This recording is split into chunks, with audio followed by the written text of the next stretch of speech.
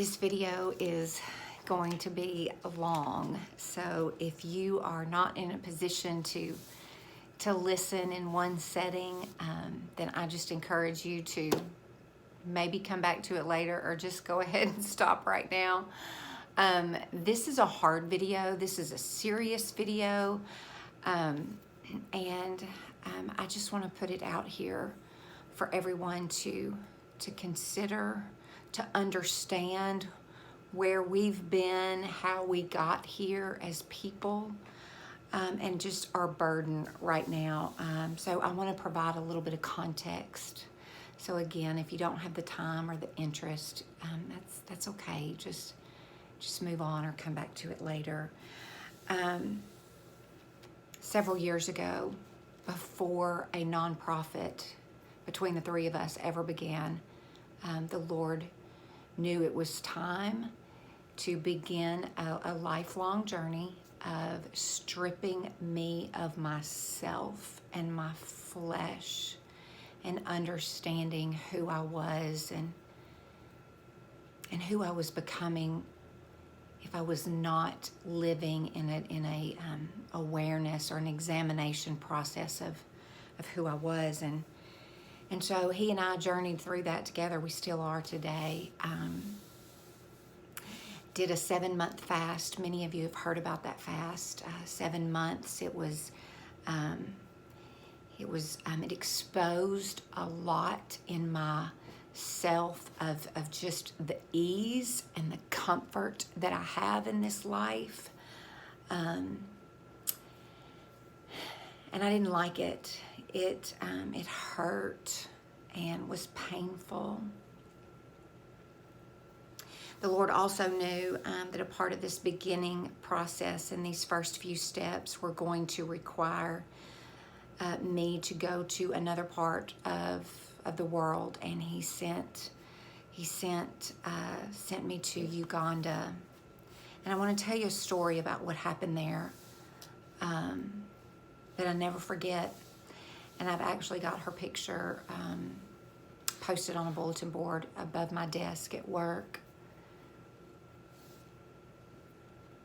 But when you step into a culture, any culture, whether it's here or there, like truly step into a culture that is so very different than yours, and you ask all the questions, you understand the history, you're trying to understand the history. You want to know about religion, spiritual beliefs, cultural beliefs, the food, the schooling, the government, the dress, anything that you can get your mind around as far as something just so different than what you know and what you've lived or experienced at great length. Fully stepped into a week of something so different. And on the very last day, or towards the end of the trip, myself and Christy and a friend, a man that was on the trip with us, we stepped into a hut, a home. It was nothing like ours. Nothing I'd ever, or I was beginning to think about how this is how you live, and not just from a home standpoint, but just all of it was, coming to this place of this is who you are, this is how you live. There was a mom there with her daughter. The daughter's name was Maureen, and she asked us to pray. And I'm fairly certain that this family was Muslim, that they were not Christians. But she asked us to pray, and we prayed for this mom and this daughter, essentially the same things that we want, that we all want for our children. And it was as if the Lord just opened up my heart wide open to teach me a very simple lesson. We are all the same. We are all image bearers. We are all made in the image of Christ. Every single one of us, regardless of who you are, where you live, culturally and geographically, and in a home, and all those things that I mentioned. Doesn't matter. Doesn't matter what's been done to you, what you've done to yourself. It doesn't matter. We are all image bearers of God. And that's just humanity. That is humanity. The world is big, and we are just small pieces in it. And so, plain and simple, back in the day, our nonprofit was called More Than a Mission Trip, because it was so much more than just going on a mission trip and serving and coming back home and falling back into your comforts. Like, the word comfort has taken on a whole nother level of meaning for me after all these years and all these trips and experiencing, stepping into these worlds and these cultures that I did not know. But with here today in the United States of America, I have had my heart hurt so deeply over these last two senseless killings, Ahmaud Arbery and now George Floyd. And I go back to humanity. What is wrong? What is wrong with us? Our black brothers and sisters are image bearers. So what do I do? How do I respond that is not just watching another video, reading another senseless act? What would Jesus do? What does Jesus think? Romans 12 tells us that we are to hate what is evil. We are to cling to what is good. And what we are witnessing in our country is evil. What do we do with what is happening? I know for myself and these years of understanding and stepping into other cultures, I know for myself I could have been, and sometimes was, intimidated by what I didn't know and people that I didn't know. And that manifests itself in just day-to-day ordinary living. But the Lord knew I needed to step into a very faraway place to not be intimidated by people that I don't know and that are nothing like me.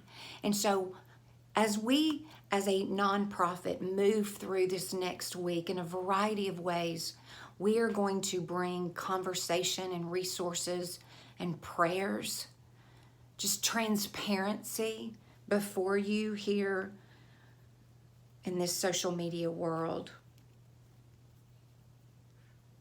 I need to be educated. I need to be educated. I need the Lord to educate me. I need people to educate me on the pride and the prejudice that is in my own heart. I heard Beth Moore recently say in an Instagram live that she's in elementary school when it comes to all of this learning and trying to understand pain and suffering that our black brothers and sisters aren't just experiencing right now, but have just lived for hundreds of years. So we're in elementary school. As a white 50-year-old woman, I'm in elementary school wanting to be in high school. I want to learn. We want to learn, and we encourage you to learn. We encourage you to be in the scriptures. We encourage you to find the people that you can have these honest conversations with and help teach us. And our friend Stephanie Kale is going to be leading people through a Bible study and a book. If you want more information, you can ask us, or if you know her, reach out to her. But we've got to do something different. And it starts with us, and it starts with just a complete examination of our own heart and where we are, and unafraid to ask the Lord to expose the pride and the privilege, the lack of understanding and knowledge. Let's just bring it bare before Him and know that we are coming from a sincere place, that we don't want to just post things on social media, that we want to step in to the culture, into the unknown, for the sake of the gospel and what the gospel is all about. Jesus opposed the oppressed. His eyes were on them, and He moved to them. And we want that to be us, all of us as people.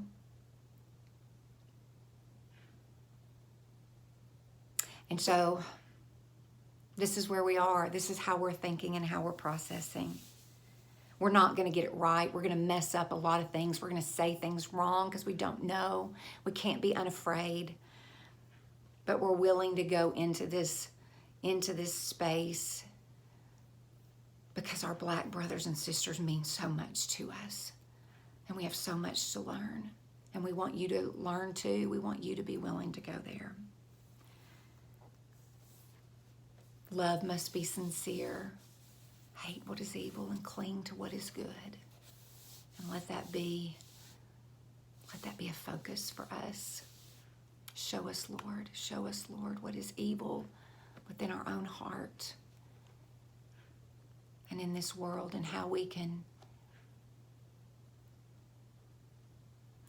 truly be sincere in our love. All right, thanks for listening. I told y'all this would be long. Follow along at least over the next week as we continue to bring this conversation to the table. All right, we sure do love y'all. We love the Lord, and we love this world that He has entrusted us with. Okay.